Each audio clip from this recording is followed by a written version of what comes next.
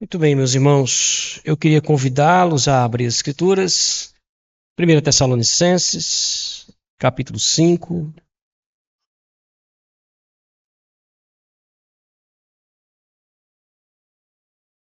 Nós vamos encerrar essa noite as nossas meditações em série nessa carta. Aí hoje pela manhã é engraçado porque alguém me abordou na porta e me fez a seguinte pergunta: Pastor, estamos encerrando 1 Tessalonicenses hoje, não é? Sim. Qual será o próximo livro?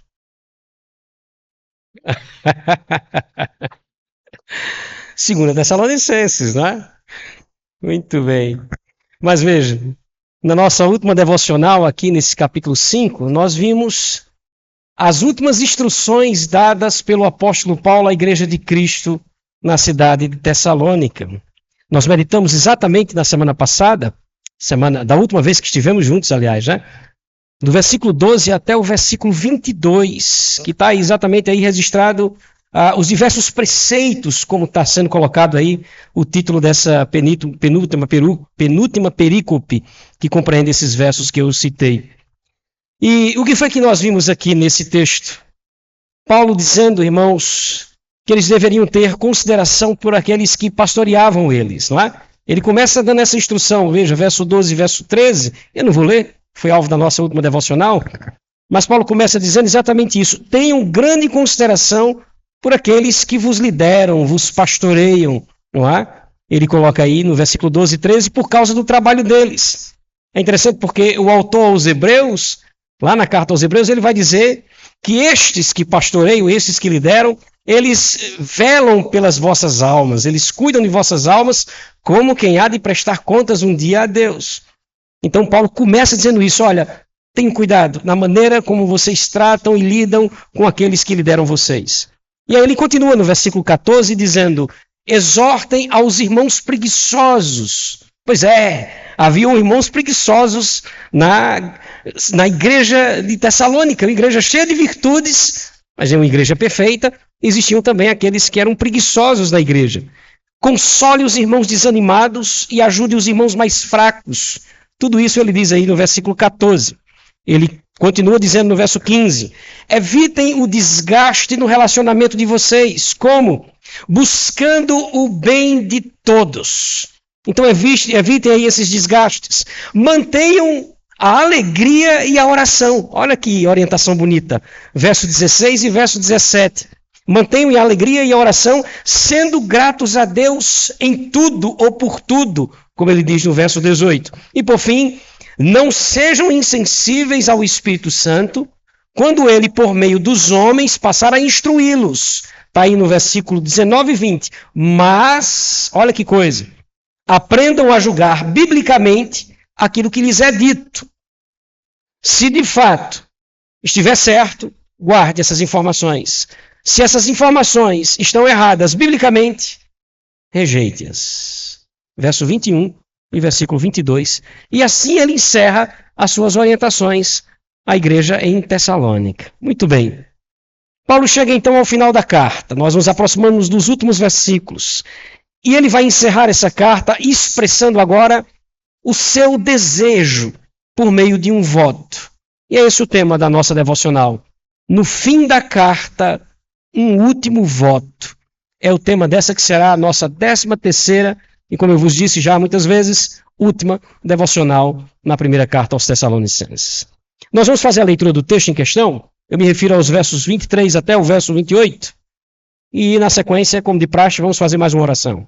Diz assim, acompanha a leitura, a partir do versículo 23.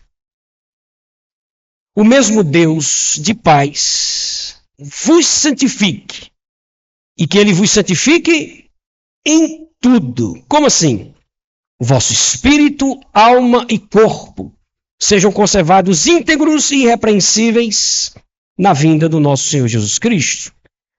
Fiel é Deus que o chama, o qual também fará isso.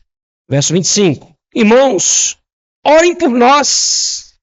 Saudem todos os irmãos com um beijo fraternal. Conjuro-vos pelo Senhor que essa carta, essa epístola, seja lida a todos os irmãos. E a graça do nosso Senhor Jesus Cristo seja convosco. Vamos orar? Feche seus olhos. Vamos pedir mais uma vez a Deus que nos ensine por meio de sua palavra. Vamos dizer a Deus, Senhor, nós queremos entender o que o texto está dizendo e o que o texto está nos dizendo nessa noite. Vamos orar.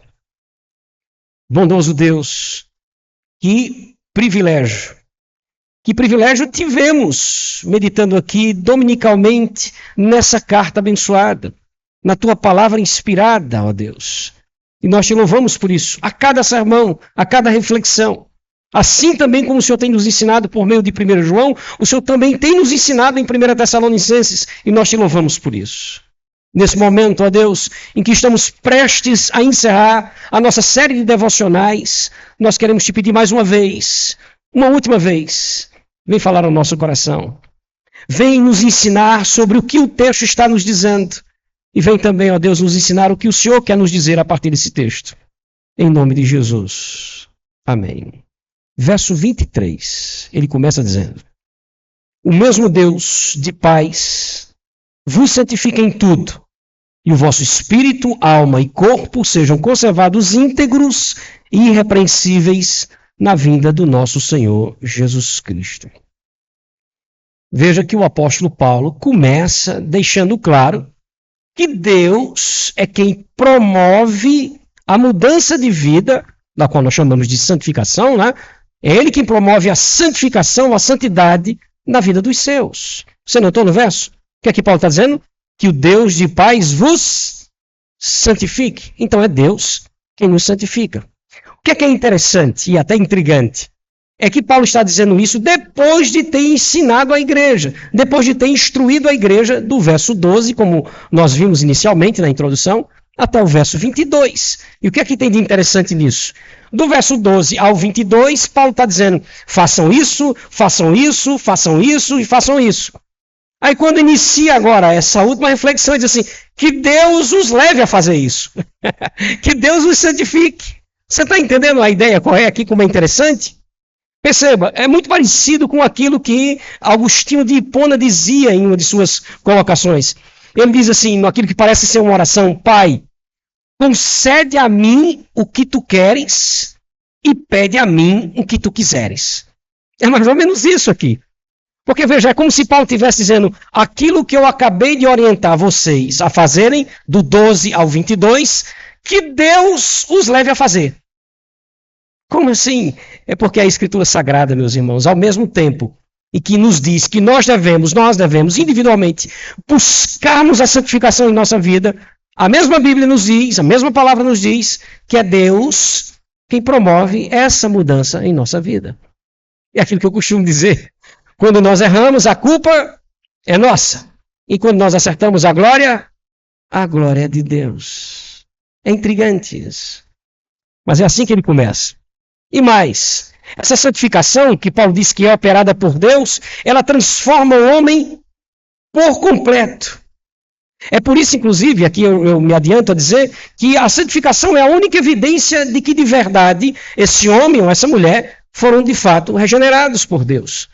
Não há outra maneira de identificar isso se não há uma mudança radical de vida.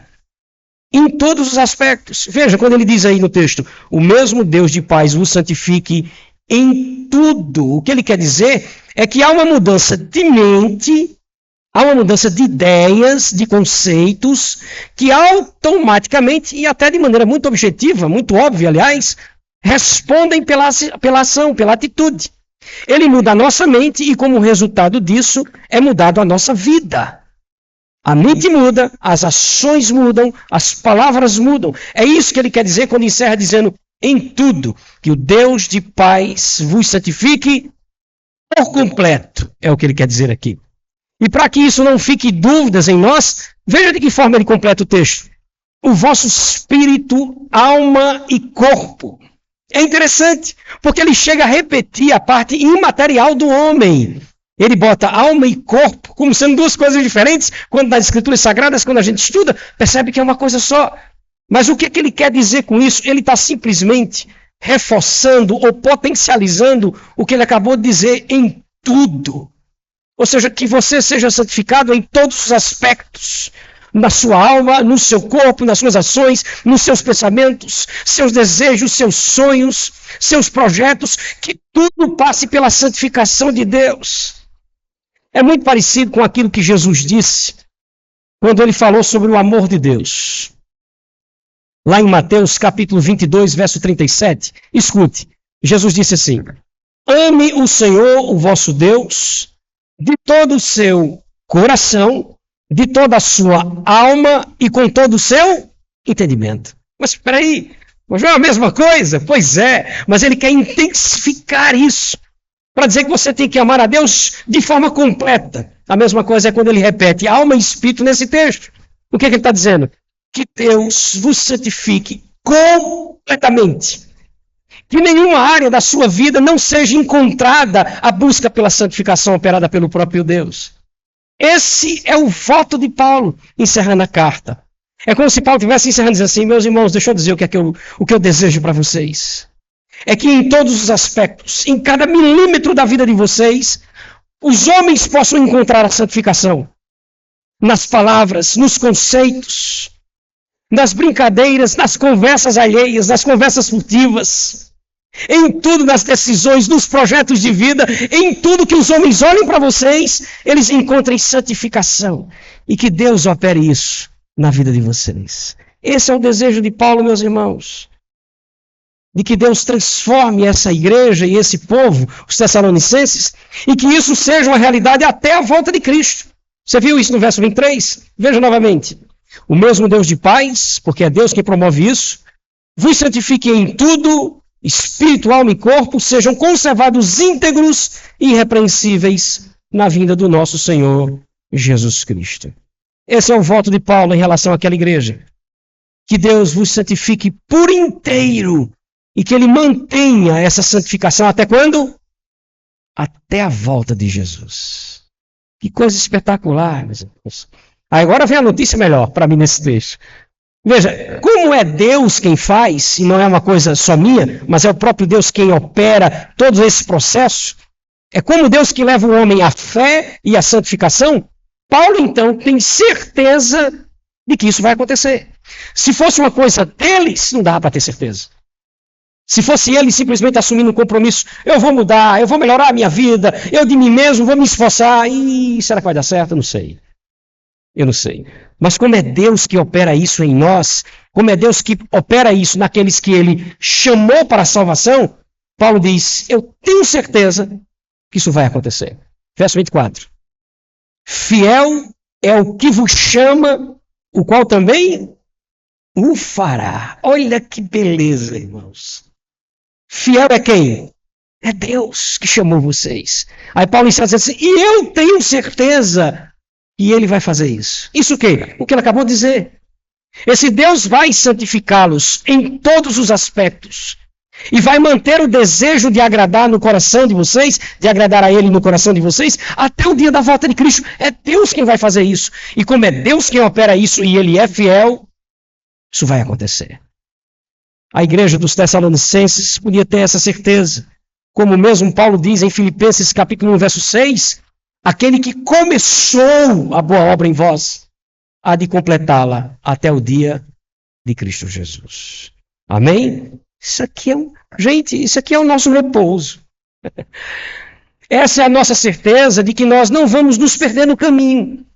Como é que eu posso ter certeza de que no meio da minha caminhada, uma vez que me vejo cristão, como tenho certeza de que no meio dessa caminhada eu não me desviarei, eu não cairei de um lado ou outro? Como é que eu tenho certeza que vou chegar até lá? É porque não depende só de mim. Aliás, corrigindo-me aqui, é porque não depende de nós. Essa é a vontade de Deus. Disse pela manhã, digo agora à noite, nós não estamos caminhando para o céu, nós estamos sendo levados para lá por esse Deus. Isso é maravilhoso, irmãos. Veja na sequência, ele vai encerrar com a sua saudação final. Primeiro, Paulo passa a demonstrar toda a sua humildade e a sua dependência. No versículo 25 ele diz: irmãos, orai por nós. Isso aqui é magnífico. Por quê? Porque lá no capítulo 1, nos primeiros versículos, Paulo começou a carta dizendo assim: eu oro por vocês. Ele começou a carta dizendo categoricamente que orava pela igreja sempre, deixando um claro recado para aqueles irmãos: vocês precisam da minha oração. Certo, Paulo? Mas agora Paulo encerra ele pedindo à igreja que ore por ele. Percebe isso? Deixando claro que ele também precisa das orações daqueles irmãos. O Paulo que inicia dizendo assim: eu oro por vocês, encerra dizendo o quê? Orem por mim. Que lição clara a gente aprende com isso? Todos nós precisamos da oração uns dos outros, independente de quem sejamos. Que coisa linda isso aqui. Meus irmãos, então primeiro Paulo demonstra a sua humildade e a sua dependência. Mas no segundo momento ele demonstra o seu carinho, no versículo 26. Ele diz assim: saudai todos os irmãos com ósculo santo. O que significa isso? Sua palavra não é muito usual, né? Ósculo santo é o beijo fraternal tão comum em algumas culturas. Se nós fôssemos assim, adaptar culturalmente ao Brasil, seria um abraço fraternal. Os homens aqui olhando para mim, fica melhor assim, né? Fica melhor desse jeito. Um abraço fraternal. É praticamente o que Paulo está dizendo aqui. Agora eu quero que você perceba que há duas possíveis compreensões do que Paulo está dizendo. Duas possíveis interpretações. A primeira é o seguinte: quando ele diz assim, saúdam uns aos outros com ósculo santo. A ideia de Paulo é fazer com que eles, os tessalonicenses, tenham o hábito de saudarem uns aos outros dessa maneira. E vocês têm o hábito de expressarem fisicamente o carinho que sentem uns pelos outros. A primeira possível compreensão do verso. Segunda possível compreensão do verso seria o seguinte: saudamos todos os irmãos com ósculo santo. E o que significaria isso? Eles, Paulo, Silas e Timóteo, é quem estão, como é que eu coloco isso aqui para não ficar tão engraçado? Mandando um beijo para a igreja. Seria a segunda compreensão. É como se eles dissessem assim: nós estamos saudando vocês com o ósculo santo. E a gente costuma dizer isso, né? Manda um abraço para fulano. Seria mais ou menos isso. As duas interpretações se encaixam aqui. Ou Paulo está dizendo que vocês têm um costume de expressarem fisicamente o amor fraternal de vocês, ou Paulo está dizendo: recebam o meu abraço fraternal. De toda forma, meus irmãos, o importante é perceber a necessidade de expressar o carinho que temos fisicamente nesse momento. Seria exatamente essa ideia. Um abraço, um aperto de mão, não é? Que mais? Um sorriso aprovador. A ideia de um gesto carinhoso, fraterno e sincero. Se não fosse algo importante, não estaria aqui. É como quem Paulo diz assim: isso é importante. Saúdam com os ósculos santos, não é? Que haja de fato esse contato fraternal entre vocês. Demonstre fisicamente o carinho.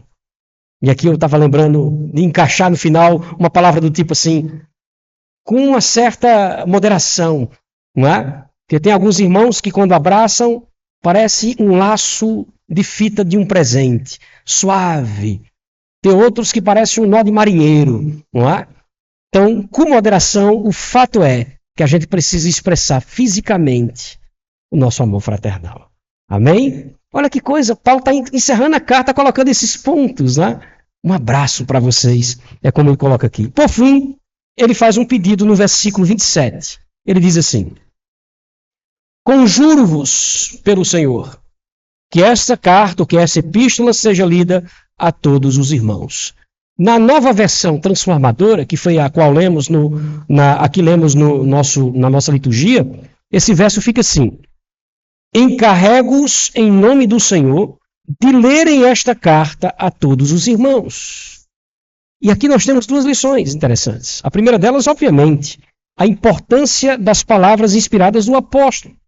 Toda a igreja precisava saber dessa verdade, irmãos. A instrução divina tem que chegar, teria que chegar a todos os crentes. Percebe a importância da Escritura Sagrada? Percebe a importância da vida devocional? Percebe a importância da instrução bíblica? Eu peço a vocês, a palavra usada aqui nessa tradução, conjuro-vos, a ideia de que vocês precisam se comprometer com isso. Eu espero que vocês se comprometam com isso. Não deixe ninguém sem saber do que eu escrevi. Todos precisam ser instruídos pela carta. Segunda lição, e essa interessantíssima, a não necessidade da presença apostólica. Veja, Paulo era louco para ir para Tessalônica novamente lá, mas ele não pôde ir. Mas o que é que ele está dizendo? É como se ele dissesse, mas a carta vai por mim. A carta sou eu instruindo vocês. A não necessidade da presença apostólica. Nós não temos mais apóstolos em nosso meio. Eu vou repetir, porque tem gente que acha que tem. Nós não estamos mais vivendo na era apostólica. Não há mais apóstolos na igreja. Você entendeu? Os apóstolos ficaram no primeiro século. Se encerrou o colégio apostólico com o apóstolo João, que foi o último a falecer, o último a morrer. Mas, ao contrário disso, em contrapartida, nós podemos encontrar os apóstolos em seus próprios escritos, como estamos fazendo aqui, lendo as cartas do apóstolo Paulo. Então, esse verso deixa muito claro para nós a importância da Escritura Sagrada e a não necessidade da presença apostólica no meio do seu povo, tendo em vista, olha que coisa linda, que todos eles já deixaram registrados todas as suas instruções. Terminando a carta, ele encerra com aquilo que nós chamamos de sua saudação habitual. Olha o que ele diz no verso 28. A graça do nosso Senhor Jesus Cristo seja convosco. Por que Paulo encerra citando a graça? Porque, meus irmãos, ele aprendeu com o Senhor exatamente isso. Quando o Senhor lhe disse, a minha graça te basta. E é isso que ele está dizendo. É essa a expressão de Paulo. A graça de Cristo seria o bastante para que aquela igreja em Tessalônica pudesse viver tudo aquilo que ele pediu dela nesse livro, nessa carta. Para que a igreja pudesse viver a fé em meio às provações, manter a alegria de servir ao Senhor, crescer em santidade e amor, aguardando a volta de Cristo com uma grande expectativa. Como é que essa igreja vai viver isso? A graça. Ela é bastante. É por isso que ele encerra dizendo exatamente isso. Que a graça dele seja convosco. Ele podia dizer assim, como ele já disse no começo da carta, eu queria estar aí novamente. Ah, como eu queria voltar. Não precisa. Precisa, Paulo. A igreja só precisa da graça de Deus. Ela é suficiente para que ela viva e viva bem para o louvor da glória do Senhor. Amém? Que lindo esse final, né? Na nossa última devocional, nós podemos pelo menos tirar de 4 a 5 lições. Quais seriam elas para a gente encerrar? Primeiro, nós devemos orar pedindo ao Senhor que nos santifique e nos mudando por inteiro os nossos pensamentos e as nossas atitudes. Por quê? Porque é Ele quem opera essa santificação em nós, como vimos nos versos iniciais. E dessa maneira que Ele continue nos preparando para a vinda de Cristo, como um pastor que conduz as suas ovelhas aos pastos verdejantes, completando assim a obra que Ele mesmo começou em nós. Segunda lição, oremos por nossos pastores, ao invés de apenas esperar que eles orem por nós. Ou melhor, oremos uns pelos outros, pois todos nós precisamos das orações uns dos outros. Terceira lição, demonstremos o nosso amor fraternal com gestos físicos. Um abraço, um aperto de mãos, um sorriso aprovador. Se a ciência vê no toque muitas vezes quase que terapia para a alma de algumas pessoas, imagine isso dentro do contexto cristão. Na nossa relação fraternal, como o carinho, não apenas no toque, mas nas palavras, nos gestos, devem afetar a nossa alma. Por isso Paulo olha para eles assim, saúdem com o ósculo santo. Não esqueçam de demonstrar carinho entre vocês. Ou, como eu disse em uma outra interpretação, deixo a vocês o meu carinho físico, a expressão física daquele que seria o meu apreço pela igreja. Quarto lugar, valorize a Escritura Sagrada. Valorize. Paulo olha para a igreja e diz assim, olha, Todas as palavras que eu disse a vocês precisam chegar a todos os crentes.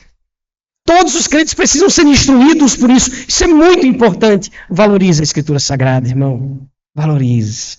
Se Paulo estivesse vivendo aqui no nosso tempo e vendo, por exemplo, na mão de todos vocês uma Bíblia, na mão de vocês toda a Escritura Sagrada, ele ia dizer que grande privilégio Deus deu a essa geração. E nós aproveitamos bem esse privilégio? Que possamos aproveitar. Temos aqui todas as instruções que precisamos, todas as palavras registradas e inspiradas por Deus, trazidas pelos apóstolos de Cristo Jesus. O que precisamos, como disse Pedro, para poder viver uma vida de fato piedosa diante do Senhor. Valorize a Sagrada Escritura. E por fim, confie no Senhor. Confie no Senhor para que tudo aquilo que você precisa viver de mudança, de fato, possa ser efetuado em sua vida. Confie no Senhor para que todas as orações que você coloca diante dele, sendo de sua vontade, ele responda segundo o seu querer. Confie no Senhor.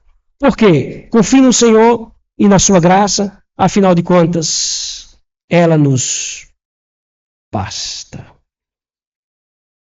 Acabou. Feche seus olhos. Vamos orar. Que bom, encerramos mais uma etapa.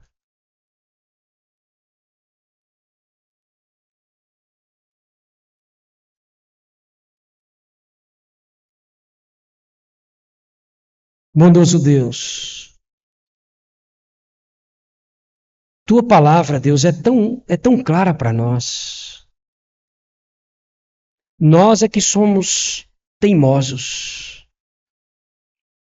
Nós é que somos duros de coração. Nós queremos te agradecer por essa noite. Ao encerrar a carta, o Senhor tem nos ensinado tantas coisas preciosas que precisamos colocar em prática. Senhor, que todas as instruções que ouvimos hoje sejam gravadas em nosso coração pelo Teu Espírito. Que possamos aplicá-las para ver não o sucesso da nossa vida, mas o louvor da Tua glória em nossas atitudes. Ajuda-nos em nome de Jesus, ó Pai, a reviver tudo aquilo que nós aprendemos. Certamente muitas coisas que vimos aqui, nós já esquecemos, ó Deus. Nos dá a oportunidade de vê-las novamente, de reaplicá-las em nossa vida. Mas aquilo, ó Deus, que conseguimos lembrar, nós te louvamos e pedimos que o Senhor venha de fato trabalhar em nossos corações para que possamos viver aquilo que aprendemos. Te agradecemos por mais uma etapa vivida na igreja, nessa igreja local, que tem sido de fato favorecida pelo Senhor com a tua palavra, que é a coisa certamente mais importante da igreja. É a tua instrução, é o Senhor nos enriquecendo com a tua informação, com aquilo do qual o Senhor quer que a gente faça ou evite fazer, e nós te louvamos por isso. Nós pedimos em nome de Jesus que o Senhor guarde todas essas palavras em nossos corações. Abençoa-nos também, ó Deus, quanto às nossas escolhas dos próximos textos. No próximo livro, ó Deus, na próxima carta. Que possamos, se for a tua vontade, enveredar sobre ela também, sendo edificados como igreja do Senhor Jesus. Recebe nossa gratidão por tudo isso. Em nome do Senhor Jesus Cristo, Deus amado. Amém.